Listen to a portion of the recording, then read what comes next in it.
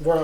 Voilà, merci Pierre, merci de m'accueillir ici, ça me fait très plaisir d'être là. Je vais retourner à Shanghai lundi, donc c'était vraiment un petit saut de puce ici.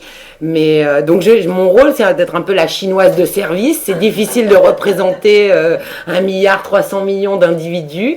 Je vais juste un petit peu dire ce que je fais en Chine quand même et ce dont je vais parler aujourd'hui. J'ai créé il y a 16 ans une entreprise qui s'appelle Style Vision Asia, Style Vision, qui est une entreprise, mon travail c'est de faire de la tendance, c'est-à-dire c'est de la prospective en matière de consommation. Hein. Donc mon cadre de travail, c'est malgré tout le contexte capitaliste dans lequel on est, la production d'objets et le design. Donc mon travail c'est d'anticiper un peu les attentes de consommation futures et ensuite d'aider les designers à créer des produits qui correspondront à ces attentes. Donc, par ce travail, je suis un petit peu aux prises avec les tensions qui occupent le monde moderne, puisque mon travail consiste un peu à nourrir cette production d'objets, d'une certaine manière à nourrir le capitalisme et son renouvellement et sa destruction créatrice, mais en même temps, évidemment, de le faire de la manière la plus raisonnée qui soit, et de faire des choses qui soient pertinentes, en fait, qui aient du sens pour les gens.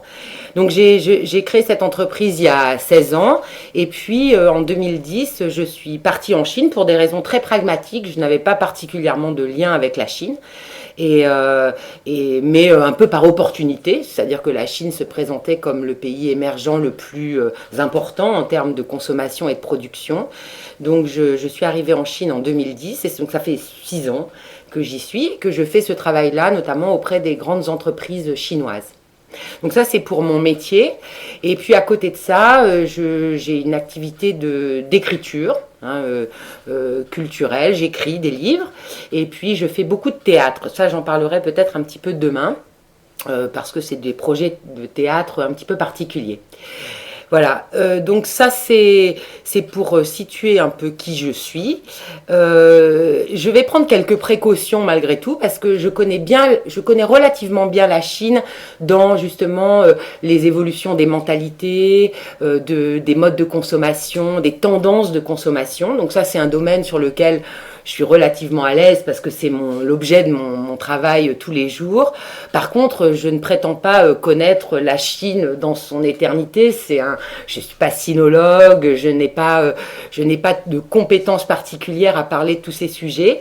Donc, je connais suffisamment parce qu'évidemment, par mon travail, je suis obligée d'aller de temps en temps faire des incursions dans le domaine de la culture, des représentations, des croyances, mais ça reste malgré tout un peu superficiel, il faut bien dire. Donc je vais m'appuyer pour nourrir la réflexion, je vais m'appuyer sur des auteurs qui sont plus calés que moi dans ce domaine. Hein. Alors,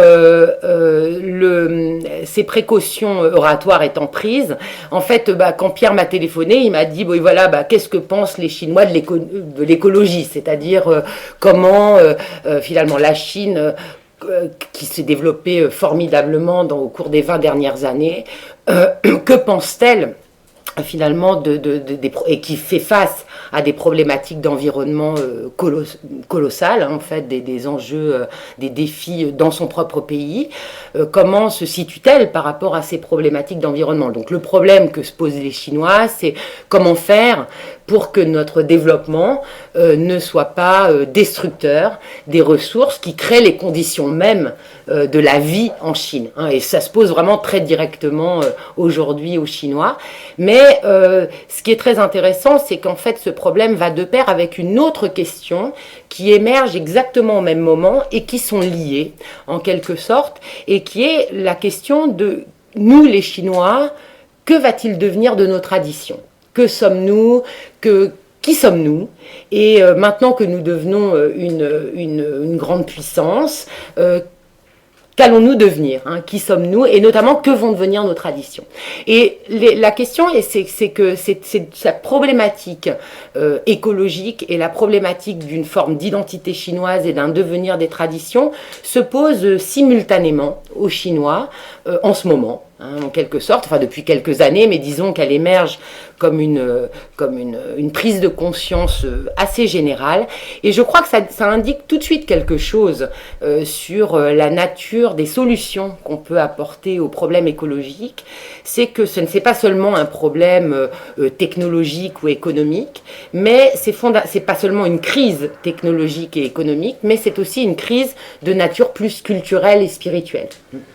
Et ça, notamment pour une raison très simple, c'est que quand on met en place des lois écologiques, quand on dit on décide de limiter la circulation des voitures, qu'on fait des choix énergétiques, ou autres, enfin finalement, quels que soient les problèmes environnementaux qu'on cherche à traiter, l'activation de ces lois repose fondamentalement sur un système culturel et une certaine idée de la moralité qui permet l'activation de ce type de restrictions ou de choix qui sont faits par des sociétés. C'est-à-dire que dans le domaine écologique, on peut difficilement avoir une vision purement technique du problème, mais qu'elle s'inscrit immédiatement dans un contexte culturel, dans un contexte moral et culturel. Et on le voit très bien parce que en 2003, il y a un monsieur qui s'appelle Pan Yue, qui est aujourd'hui vice-ministre de l'environnement en Chine et qui a produit un texte qui est le premier texte en fait de corpus de lois écologiques en Chine et qui s'appelle Ecological Civilization. C'est-à-dire on voit tout de suite le lien entre la vision écologique, le devenir écologique de la Chine et la problématique de la civilisation. Donc ça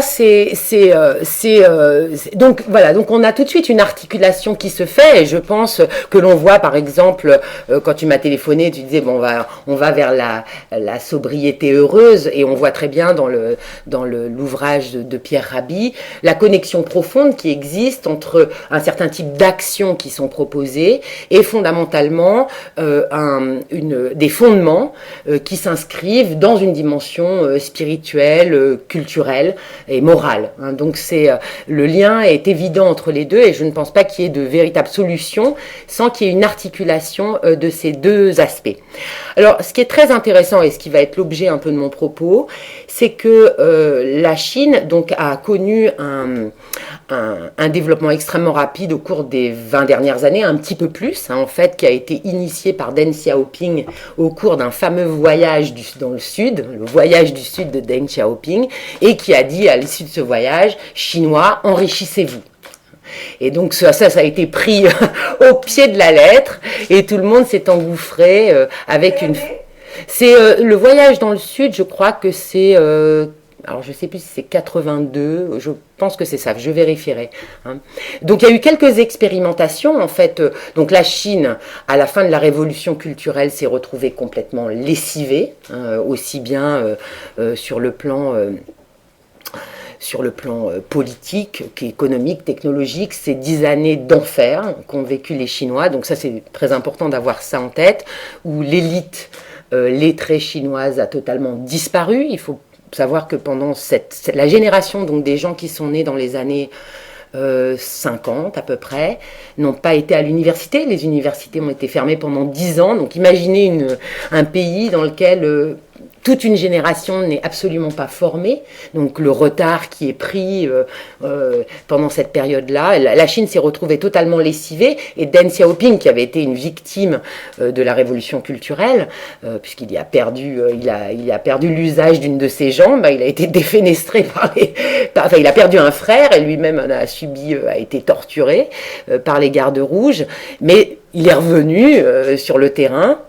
Et c'est un pragmatique, c'est fondamentalement un pragmatique. Et donc, cette période de transition entre la fin de la révolution culturelle et le début de la croissance économique chinoise a été faite à la manière chinoise par des expérimentations, notamment en ouvrant, vous savez, des zones économiques à Shenzhen, où ont été des laboratoires en quelque sorte d'une économie capitaliste. Voyant que ça marchait très bien, le voyage dans le sud, Shenzhen est dans le sud, c'est en face de Hong Kong, il a dit... on y va. Et alors là, c'était parti pour une généralisation de cette économie capitaliste, communiste, en fait, cette espèce de modèle chinois qui est assez particulier, qui est assez étrange.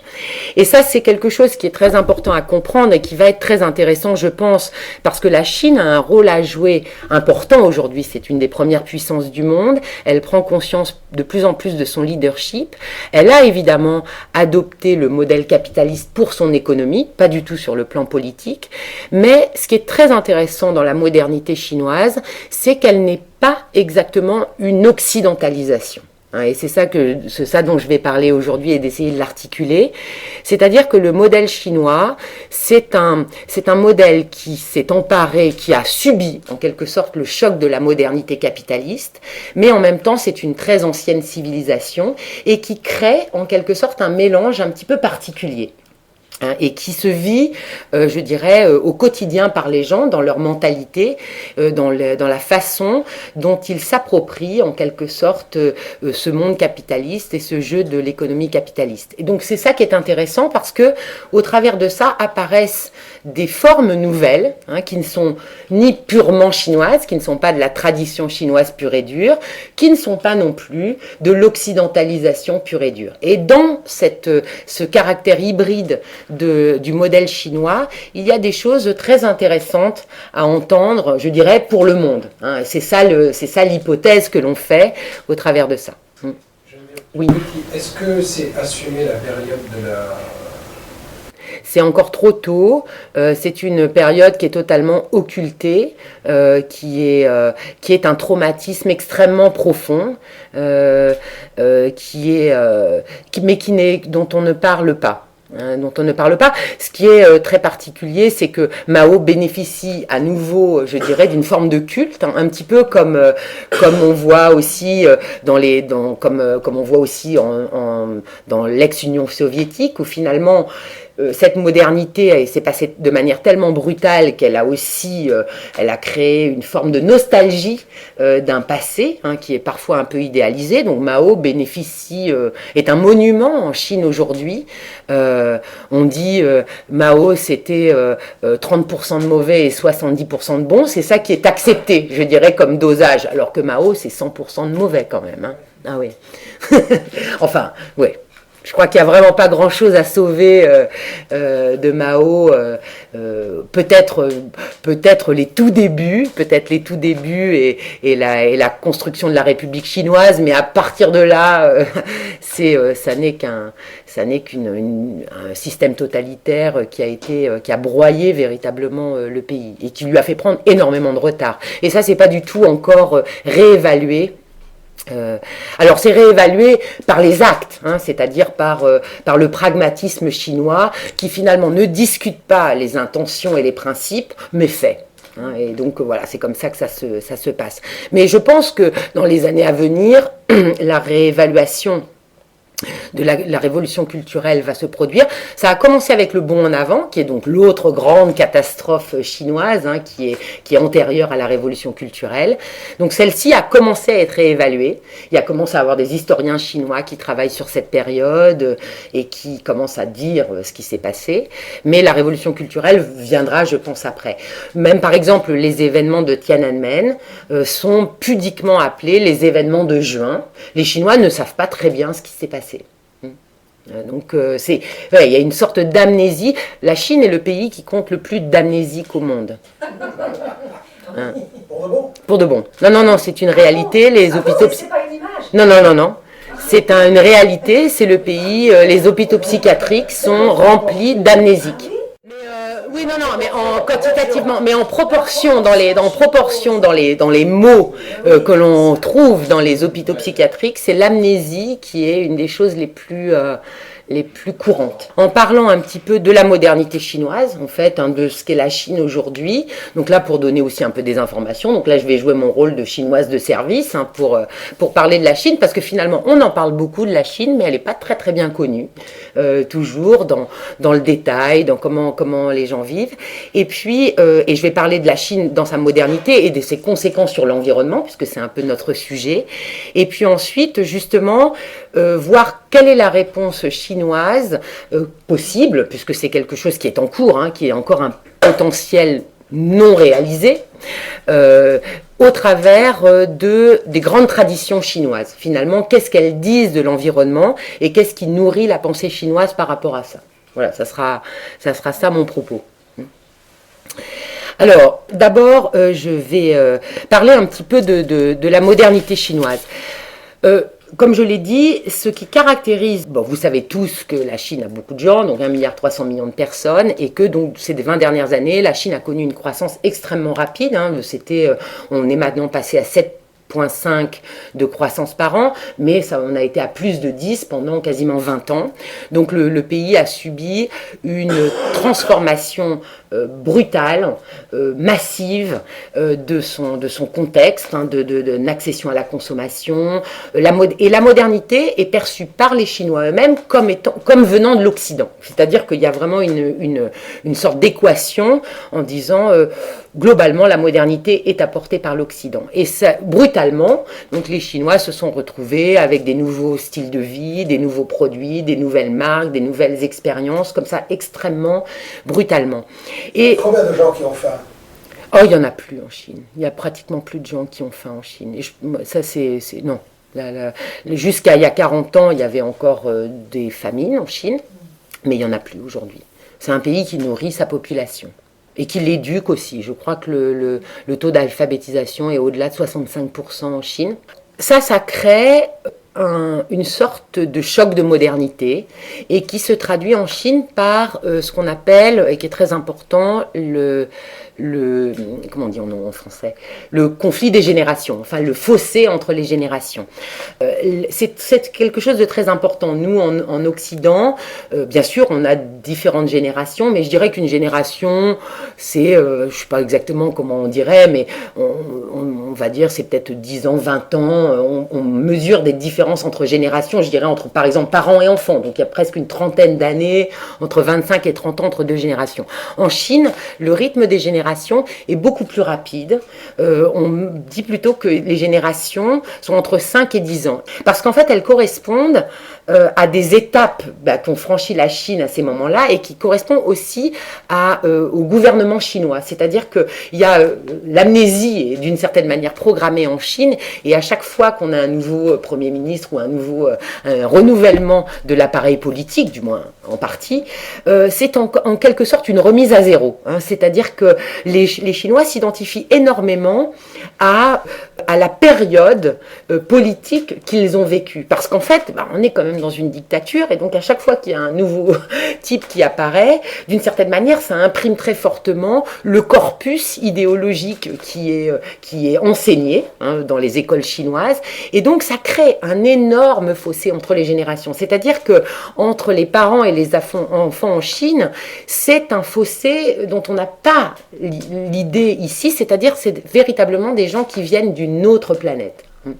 Et donc les générations se succèdent à des périodes très rapides. Alors je vais prendre une période de 10 ans parce que c'est quand même celle qui est la plus importante, mais et vous parlez un petit peu des gens qui sont nés avant la période de la croissance économique chinoise, c'est-à-dire tous les gens qui ont connu la Chine d'avant et qui sont en gros nés avant les années 70 et puis après ceux qui sont nés dans les années 80, 90 et 2000.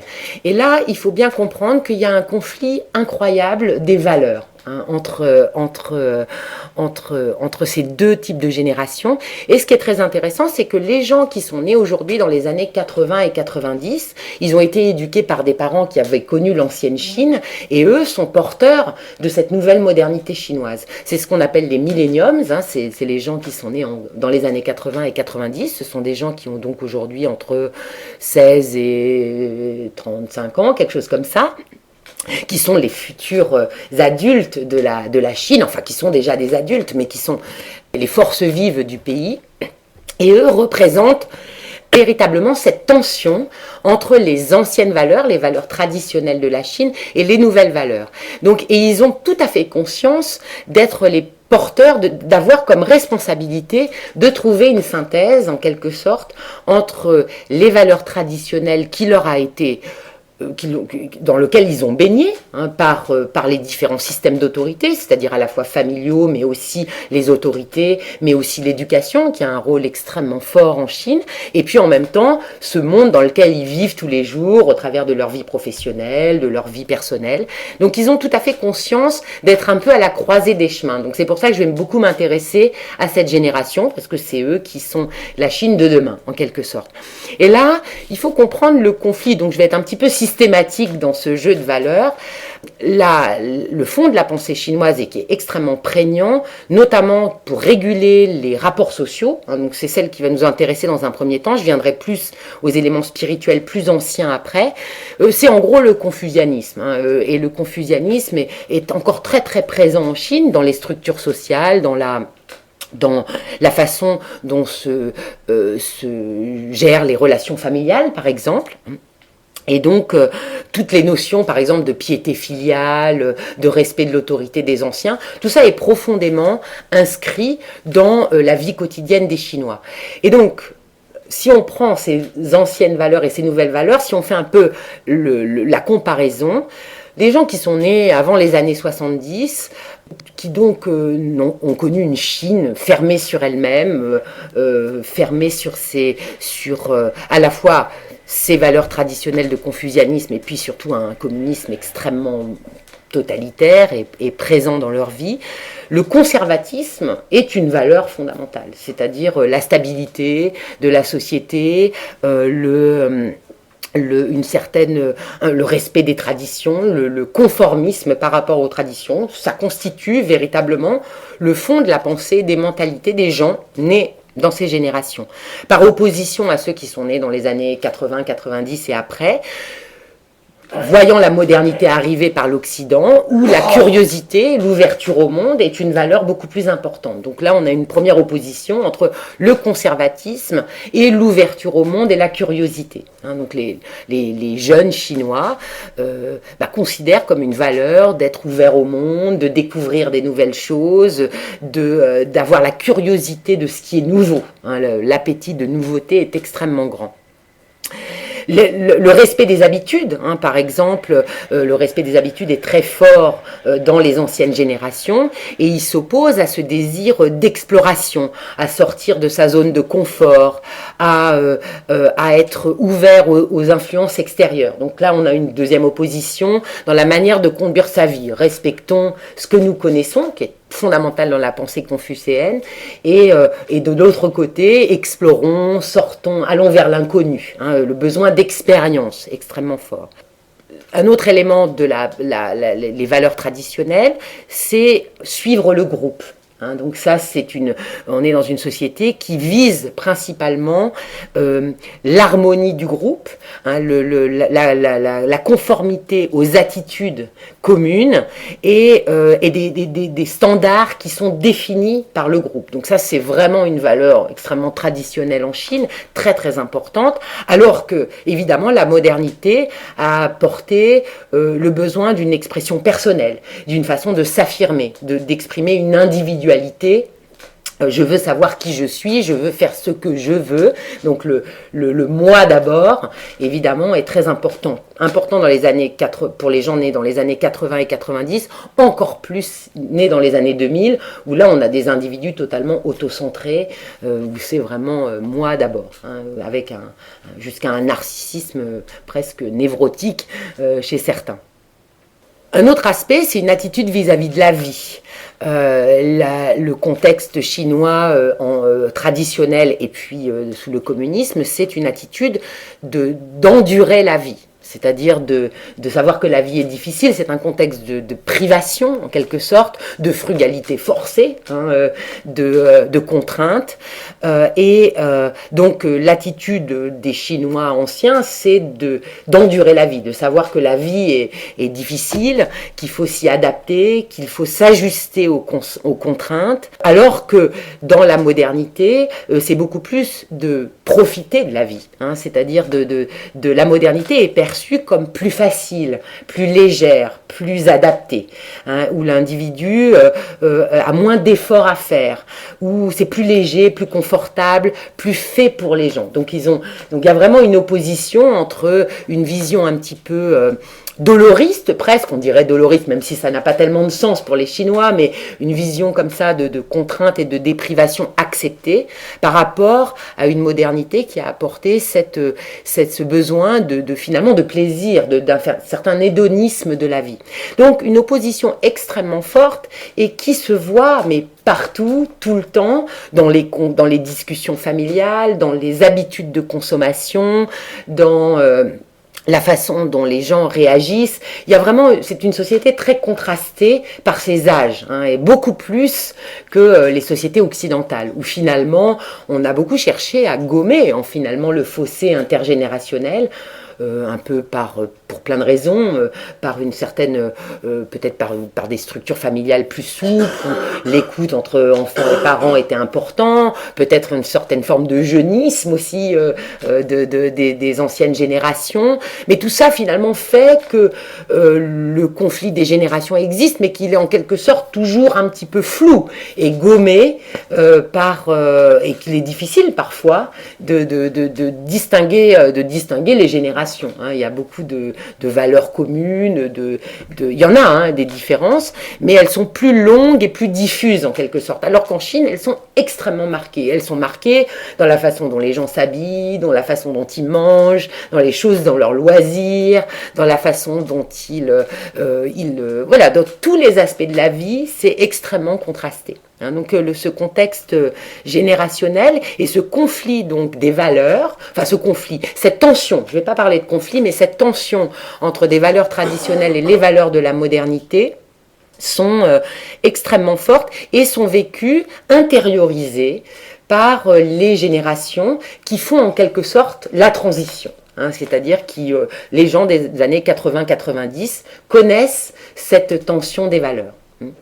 Et c'est ça qui est en quelque sorte à la fois une forme d'inconfort, mais en même temps une sorte de fécondité pour créer un mix un petit peu particulier, puisque finalement ils vont créer une sorte de mélange qui va prendre un petit peu de la tradition, un petit peu de la modernité, et ce qui se cherche encore. La modernité chinoise est en cours de construction, et la façon dont elle se traduit en termes civilisationnels, c'est quelque chose qui est en train d'émerger et qui, précisément en ce moment, c'est quelque chose qui se fait en ce moment, dont personne véritablement encore n'a la réponse, mais dont on peut tracer quelques éléments.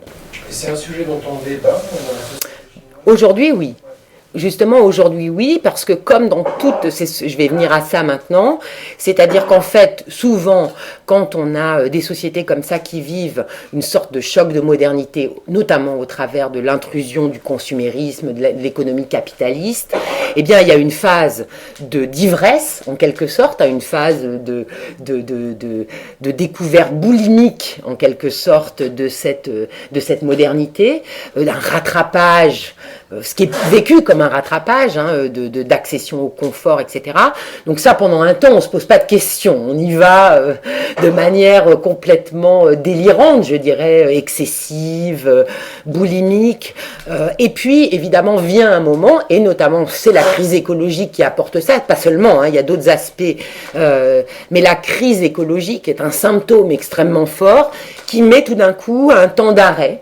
Et c'est exactement ce que vivent les Chinois aujourd'hui, c'est-à-dire que la crise écologique est un des premiers et constatable par tout le monde, elle se situe tous les jours, ils la vivent perpétuellement, une pollution terrible, les congestions, les embouteillages terrifiants de Beijing et Shanghai, la destruction des ressources naturelles, elle est constatée dans le corps, elle est constatée par une expérience sensible quotidienne. Donc à ce moment-là, se passe une sorte de temps d'arrêt qui vient questionner le paradigme de développement économique. Et à cela s'ajoute cette fameuse crise spirituelle, c'est-à-dire les deux sont véritablement liés, puisque cette accession au développement économique rapide, non seulement laisse des traces visibles dans l'environnement, mais également crée justement cette espèce de choc culturel qui est vécu à l'intérieur des gens, qui aboutit sur une forme de confusion mentale. Qui sommes-nous ? Qu'est-ce que nos traditions vont devenir dans cet univers? Donc les deux sont véritablement liés et je dirais que ça apparaît maintenant. Au début de manière, comme ça s'est passé dans l'Occident, c'est-à-dire au début, c'est un certain nombre de gens qui se posent ce genre de questions parce qu'ils réfléchissent ou parce qu'ils ont plus voyagé ou parce qu'ils sont tout simplement plus conscients ou qu'ils ont une conscience plus vive de ce qui se passe. Et puis, comme dans nos pays, ça gagne finalement, cette conscience, cette prise de conscience gagne du terrain et s'étend à toute la société. Donc aujourd'hui, on peut dire que c'est pas tous les Chinois qui pensent comme ça, et notamment ça se traduit pas nécessairement encore dans des comportements ou dans des changements de cap, mais c'est là. C'est là comme une prise de conscience. Alors après, quelle est la solution à ça? C'est ça qui est en train de se construire et qui est encore un peu indécis dans cette façon de traduire ça. Mais on va voir qu'il y a quand même quelques éléments. Notamment, les Chinois vont vite, ils sont allés vite dans le développement économique, ils sont assez rapides aussi dans les prises de conscience et dans le passage à l'acte. Hier, on en parlait, ce qui caractérise la Chine, c'est à la fois c'est une longue civilisation qui joue sur le long terme, qui se pense éternelle, mais qui en même temps est assez rapide, en même temps qui est capable d'une grande rapidité dans les choix qui sont faits. Donc c'est ce mélange de vitesse et de lenteur qui est aussi très intéressant en Chine. Alors, je vais parler un petit peu donc justement dans la manière dont se traduit donc j'ai parlé un peu du choc de la modernité, je vais parler un peu du problème écologique chinois parce qu'il est nombreux. Bon, il y a des choses qui sont très connues, mais c'est quand même important de rappeler ces faits. Alors d'abord, il y a plusieurs, je ne sais même pas comment hiérarchiser les problèmes écologiques qui se posent à la Chine, parce qu'il y en a tellement, et ils sont tellement forts on ne sait pas très bien par où commencer. Je vais commencer par la pollution de l'air. De nombreuses enquêtes menées en Chine montrent évidemment que je crois qu'ils ont plus de 300 villes qui sont systématiquement au-dessus des normes possibles de pollution. Par exemple, moi je vis à Shanghai. À Paris, quand on a 60 sur l'index des particules à 2,5, qui sont les mauvaises particules qui se logent dans nos poumons, 60 à Paris, on décrète la circulation alternée. En Chine, 60, c'est une très très bonne journée. On est habituellement à 130, 170 assez fréquemment, 300 parfois. Et quant à Beijing, on a parlé de airpocalypse il y a quelques années, ça s'est un petit peu calmé là depuis, où il y avait des journées à 900. Je vous assure qu'une journée à 900, c'est difficile de se représenter ce que c'est. Je prendrai comme image, vous vous mettez à peu près à 20 cm d'un camion de diesel mal réglé, c'est à peu près ça, la sensation. Vous mettez le nez sur le pot d'échappement d'un camion de diesel non réglé, c'est ça. C'est littéralement... 900 quand même. Ça, c'est 900. Mais à 300, c'est extrêmement pénible. Pour vous donner une anecdote, moi, les jours, ça a duré une semaine, la 300 à Shanghai. Je devais prendre un train pour aller à Hangzhou. Donc, je suis allée à la gare de Hongqiao, qui est la grande gare de Shanghai, qui est une magnifique gare très, très, très, très grande, avec un très, très haut plafond. On ne voyait pas le bout de la gare. C'est-à-dire, quand on était dans le hall de gare, le brouillard était tel que je ne voyais dans le bâtiment. Voilà. Donc, c'est pour donner un peu la mesure de ce que c'est. Donc, alors là, on ne peut pas ignorer ça. C'est-à-dire que là, c'est vraiment un signe manifeste que quelque chose va très, très mal. Alors, on met des masques, mais dont l'efficacité est plus ou moins bonne. Alors, donc ça, par exemple, ça se traduit par une tendance de consommation, c'est que la vente de filtres à air a été multipliée par 5000% de croissance des filtres à air. Donc là, il y avait à peu près, il y a 2 ou 3 ans, il n'y avait qu'une ou deux entreprises qui vendaient ça peut-être 3000 €. Alors là, le pragmatisme chinois fait le travail. Un an après, il y avait 300 entreprises entreprises, le prix a chuté à 30 euros. On peut s'acheter maintenant des filtres à air de manière très facile, sauf que les Chinois, connaissant aussi la manière dont les Chinois font de l'industrie, se disent, est-ce que c'est pas juste une petite lumière bleue qui est mise sur le filtre à air, et est-ce que ça marche vraiment, toute cette histoire, hein? Ça, c'est un petit peu justement le problème de la qualité des biens qui sont fabriqués et de l'opportunisme des industriels chinois. Et effectivement, on est en droit de se poser la question, est-ce que ces filtres à air fonctionnent véritablement?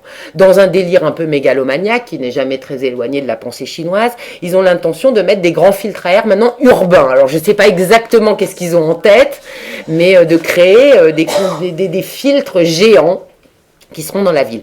Il faut savoir qu'à Beijing, qui est une ville administrative où tous les politiques sont là, il y a des lycées, par exemple, qui sont sous bulles. Hein, donc les dignitaires du régime vivent sous bulles, en quelque sorte, hein, mettent leurs enfants dans des bulles filtrées. Une des choses qui est un signe aussi de ça, c'est que vous savez qu'il y a des gens très riches en Chine, hein, c'est le pays qui compte maintenant pratiquement le plus de milliardaires, et ce sont souvent des dignitaires du régime. Une des choses qui est tous ces gens-là envoient leur famille à l'étranger, et alors ils disent que c'est pour stimuler leur créativité ou qu'ils vivent dans un environnement international, etc. Une des raisons très concrètes, c'est pour les protéger, hein. Et donc ça, il y a même un business là-dessus. Bon, tout est business en Chine, hein. Donc il y a un business d'investissement, de programmes éducatifs à l'étranger dont les riches chinois sont extrêmement friands. Donc on verra après justement que c'est très intéressant parce que c'est par le biais de la santé que le problème écologique se pose et c'est ça qui est la prise de conscience, c'est ça qui est l'aiguillon fondamental de la prise de conscience écologique en Chine. Bon, après, il y a un autre problème énorme qui est la rareté de l'eau. Bon, je ne vais pas tellement en parler, mais le sud de la Chine, en gros, est en train de se transformer en désert. Bon, il y a de la déforestation, ça aussi, mais je crois un peu partout. Mais le problème de l'eau est vraiment colossal. Il y a un problème énergétique énorme en Chine, c'est-à-dire que quand la Chine a doublé sa consommation énergétique et va continuer de le faire à l'horizon de l'année 2020. Donc, bon, en gros, entre 2010 et 2020, la consommation énergétique a doublé. Donc, c'est un pays qui consomme une énergie colossale et dont l'énergie première est le charbon. C'est encore aujourd'hui 68% de l'énergie chinoise vient du charbon et c'est une espèce de mauvais charbon, un peu comme il y avait en Allemagne de l'Est, c'est-à-dire c'est une espèce de lignite dégueulasse et qui est la cause essentielle de la pollution. C'est un autre élément qui est très important, c'est que la pollution en Chine ne vient pas fondamentalement de la consommation des Chinois. L'individu chinois, il compte encore finalement pour pas tellement dans sa production de déchets.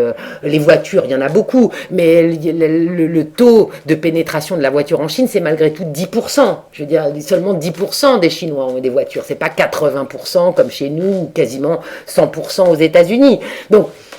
Donc les Chinois, la pollution chinoise, elle vient de l'industrie chinoise. Et l'industrie chinoise, elle est pour la Chine, bien sûr, mais elle est aussi pour le monde, hein.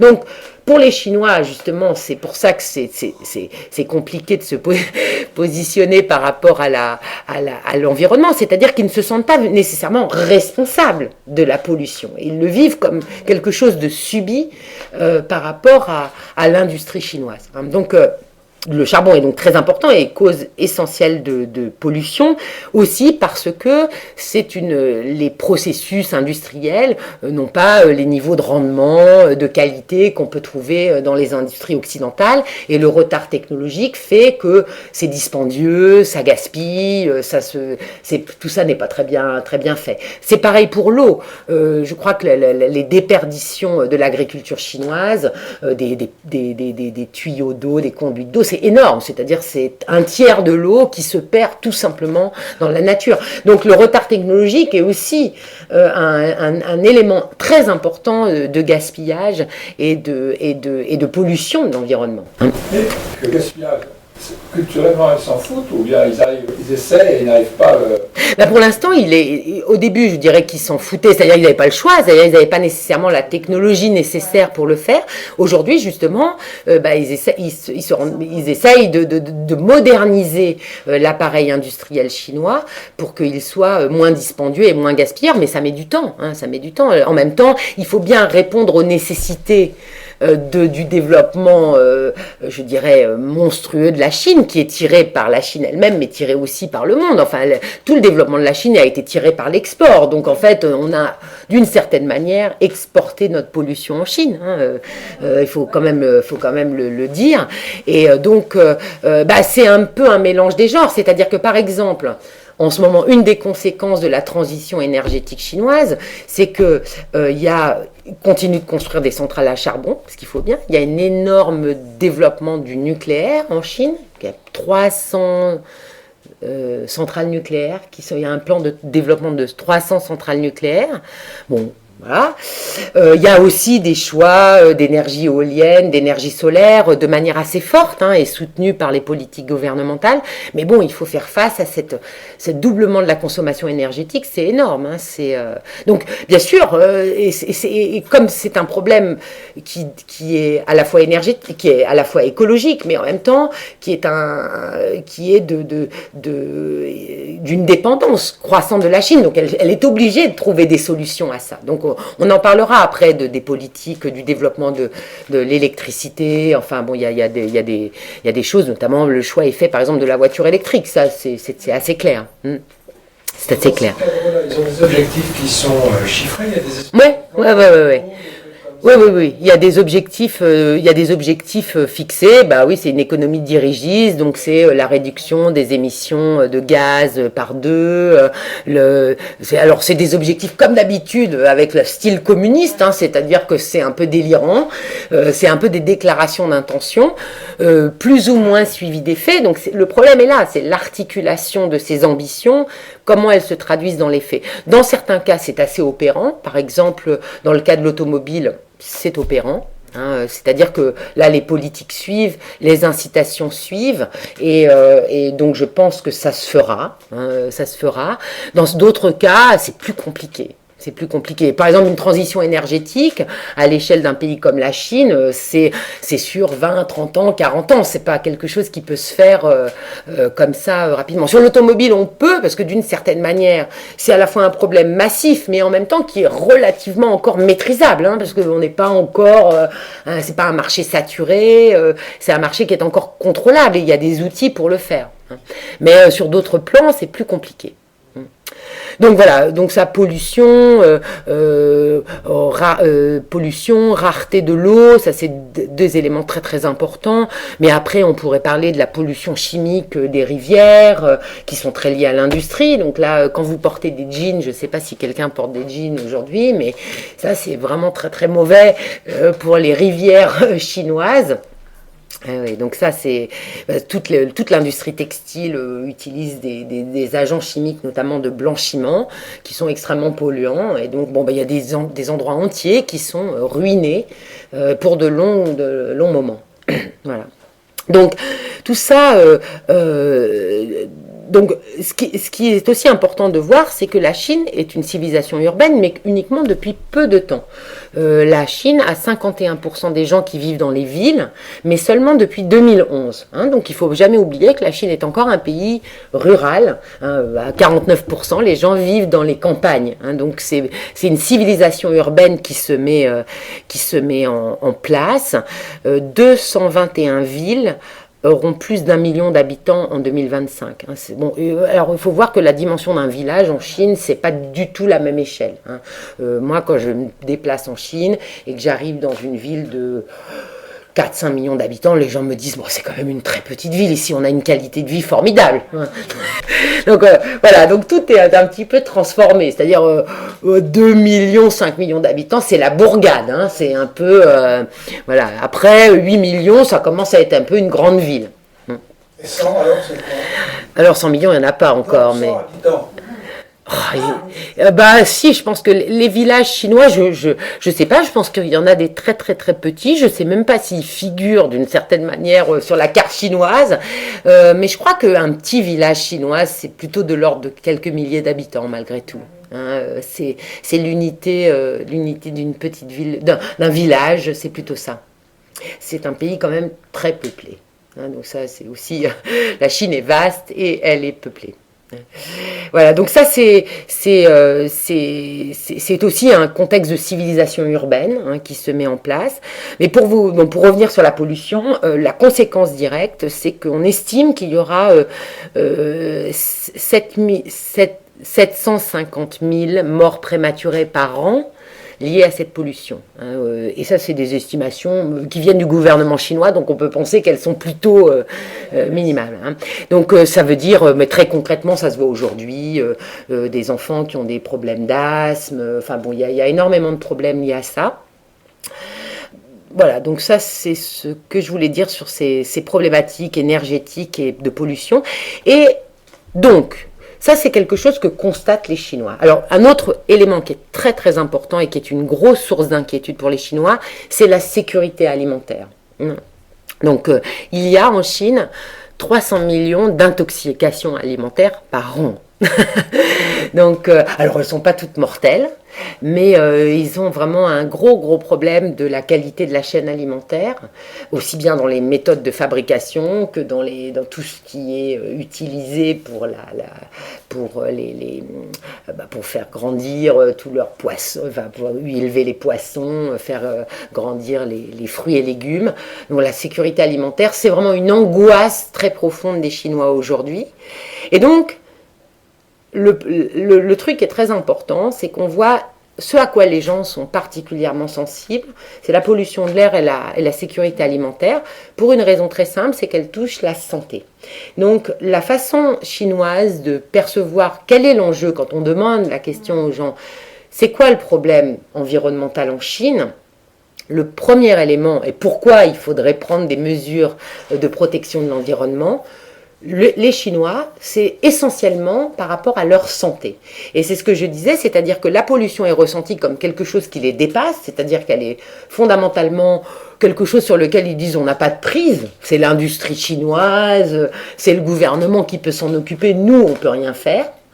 Par contre, nous, ce qui nous inquiète, c'est l'effet sur notre santé, qui est direct, palpable, et qui est très important. Et donc, par exemple, quand on regarde les statistiques dans les sondages, ils vont dire pourquoi il faut faire de l'environnement. 41% vont dire c'est parce que c'est de la santé. 35% vont dire parce que c'est à la mode, parce que ça se fait maintenant. Donc ça, c'est le côté un peu un petit peu je suis moderne, donc je suis écologique, donc je sais que c'est une tendance globale, donc je le fais. Et seulement 23% vont dire parce que c'est important pour l'environnement de le protéger, notre biosphère, etc. C'est-à-dire que l'argument d'une conscience d'une biosphère qui serait important de préserver pour préserver notre environnement n'est pas dans les préoccupations. Hein. Et ça, c'est important de le comparer avec d'autres pays, par exemple. On a vu, par exemple, les États-Unis ont été pendant très longtemps en retard dans la prise de conscience écologique. Et puis elle a grandi.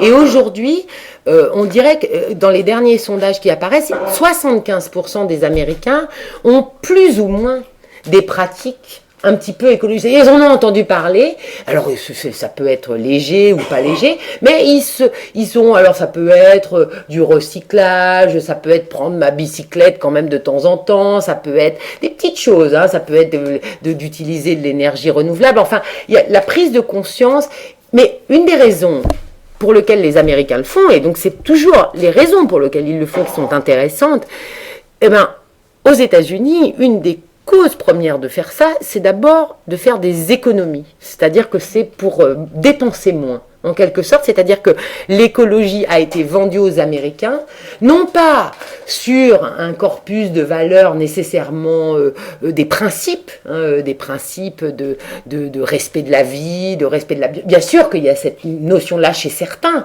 mais globalement, la manière dont ça se diffuse à la société et dans les modes de consommation, c'est essentiellement pour dépenser moins. C'est-à-dire que le mode de vie écologique devient moins coûteux. Il est donc par exemple loué plutôt que de posséder. On fait des économies. Avoir moins de packaging, ça me permet d'avoir des produits moins chers. Utiliser le solaire, je peux économiser sur ma facture d'électricité. Donc en fait, c'est ça qui est intéressant. C'est-à-dire c'est se demander quelles sont les motivations. Quelles sont les motivations et comment ça prend forme. Donc, on pourrait dire la motivation écologique américaine, pour simplifier un peu, c'est une motivation d'économie, donc qui est très fidèle finalement à la façon américaine de faire les choses. Comment on peut, finalement, c'est monétariser en quelque sorte. Les Chinois, aujourd'hui, ça s'articule par rapport à une problématique de santé. Et ça, on va voir que c'est très lié à la pensée chinoise. Pourquoi c'est la santé qui est très importante? Parce que c'est justement, c'est là où se situe la valeur pour eux. Et là, le respect de la planète, alors ça... S'en foutent un peu. Alors on va voir que par la santé, c'est-à-dire par la santé individuelle, c'est là que se fait le lien avec la pensée chinoise. Donc je vais y venir un petit peu maintenant.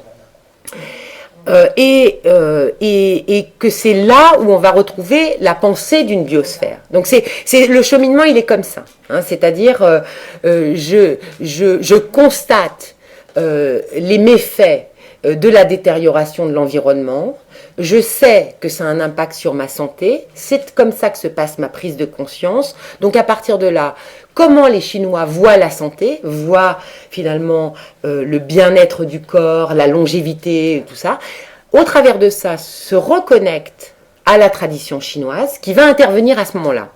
Pourquoi ils sont sensibles à la santé? C'est parce qu'ils sont chinois. Enfin, tout le monde est sensible à la santé, bien sûr, mais les Chinois particulièrement, et la santé est liée à une vision du monde. Et c'est comme ça que va se faire la connexion au cosmos, en quelque sorte.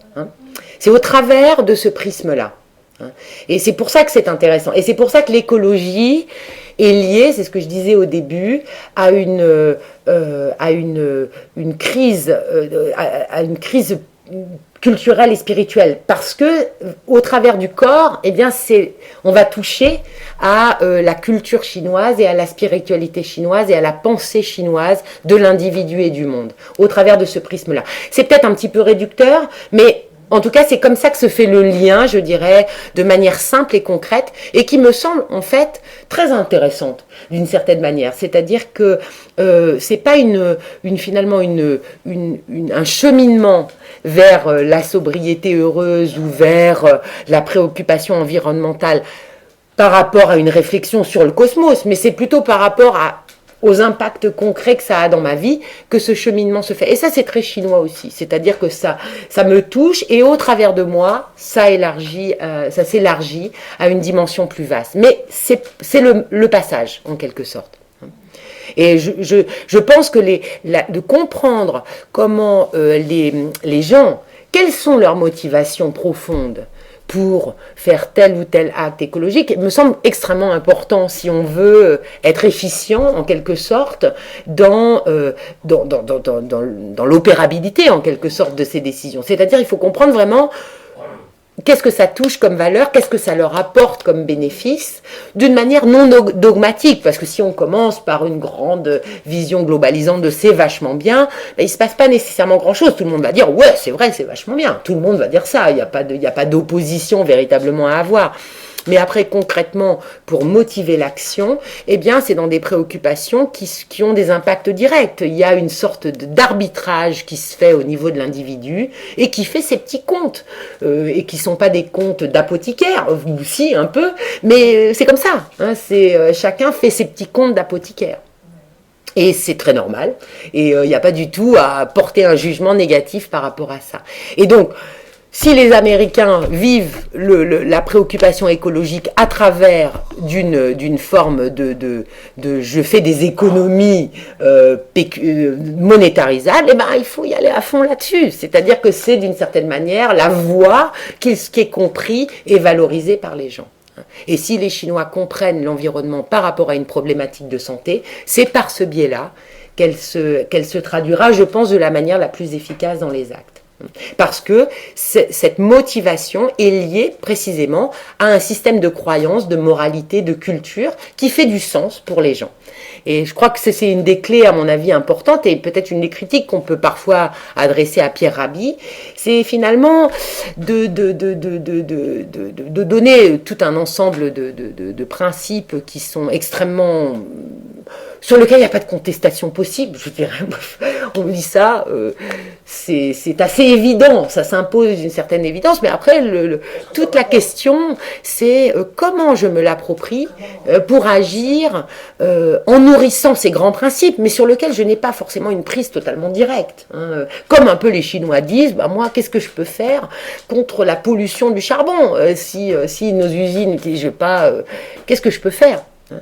Donc, c'est dépasser l'impuissance, c'est aussi se demander quelles sont les motivations à le faire et trouver là-dedans les leviers qui permettent de traduire ça en avantages concrets. Enfin, moi, c'est un petit peu mon idée, mais qui concret ne veut pas dire cynique ou mercantile ou utilitariste.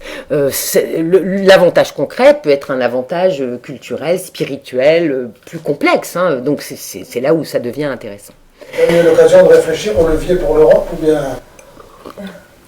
Tu m'as demandé de réfléchir à la Chine, hein, non, donc. Tu as dit les Américains. Alors moi je crois, mais là je dis ça un peu comme ça, hein, c'est pas très fondé puisque j'ai pas.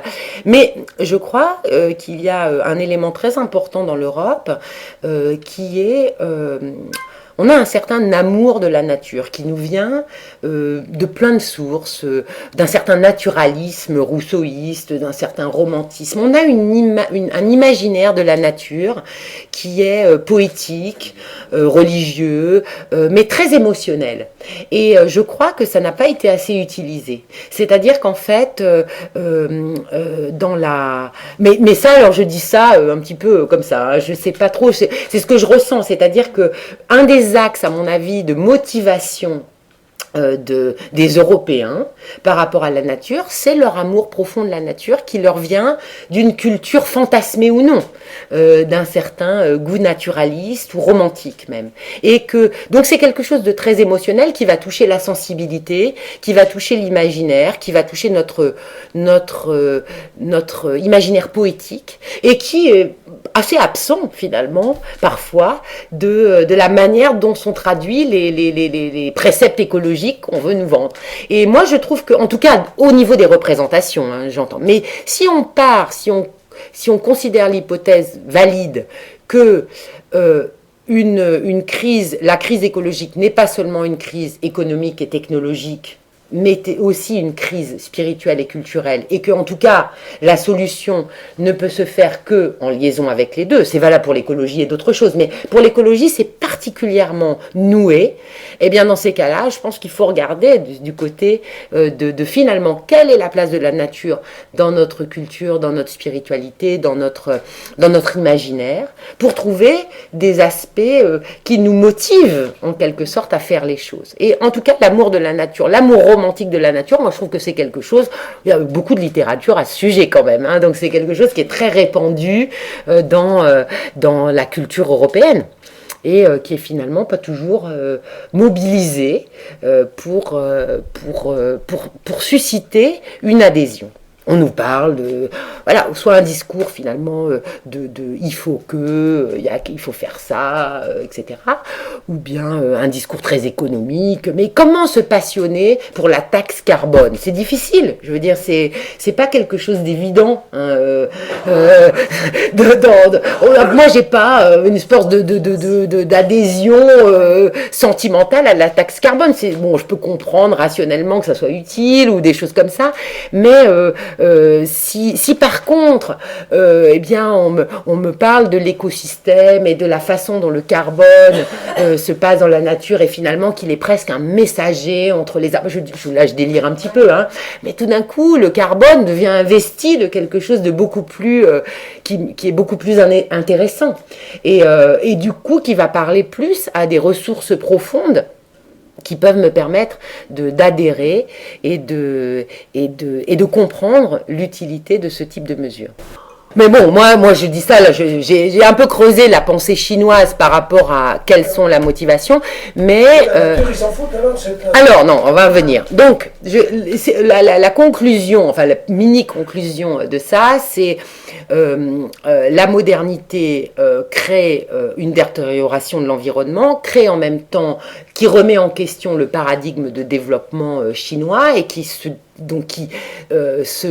lie la crise écologique à une crise plus spirituelle et morale, et donc, dont la réponse, ce fameux Panué, avec son Ecological Civilization, le pose dans ces termes-là, en disant il ne peut y avoir de solution à la construction d'une civilisation écologique chinoise sans un soubassement culturel, et donc très important, là, ce point est très important, il dit il faut que ça soit lié donc à nos traditions. C'est-à-dire c'est là où se fait l'articulation de problèmes écologiques, problèmes de nos traditions et de notre pensée chinoise. Et donc, dans la solution écologique chinoise, tout de suite, et dès le début, en 2003, quand il écrit ce papier, est lié à un certain nationalisme. Hein, c'est-à-dire que, ah oui, donc ça c'est la conséquence de ça, c'est-à-dire que si on va chercher dans la pensée philosophique chinoise, dans les religions chinoises, dans les traditions chinoises, une revivification de la morale et de la culture pour permettre d'établir cette civilisation écologique, eh bien, ça se double d'un certain nationalisme, qui est tout à fait en même temps ce que veulent les Chinois aujourd'hui. Enfin, du moins, ce que le gouvernement veut pour la Chine, et dans lequel les gens s'engouffrent assez volontiers. Hein. Donc, réveil écologique veut dire aussi réveil nationaliste en Chine, hein, d'une certaine manière, au travers des traditions, donc c'est pas forcément... Bon, faut pas non plus en avoir tout de suite peur, mais quand même. Hein, c'est-à-dire que c'est un peu à chaque fois qu'on va chercher dans une certaine identité profonde, dans les racines, eh bien ça se double toujours d'une petite connotation un peu essentialiste. On est un peu les meilleurs, on a les solutions à ça, on est une forte nation, on va donner des leçons à tout le monde. Donc il ne faut pas oublier cette connotation nationaliste parce qu'elle est clairement exprimée. Hein, elle est clairement exprimée par la Chine. Cette conclusion de cette première partie, c'est que la santé individuelle est un peu le prisme au travers duquel les Chinois vivent dans leur vie quotidienne les problématiques environnementales. Hein.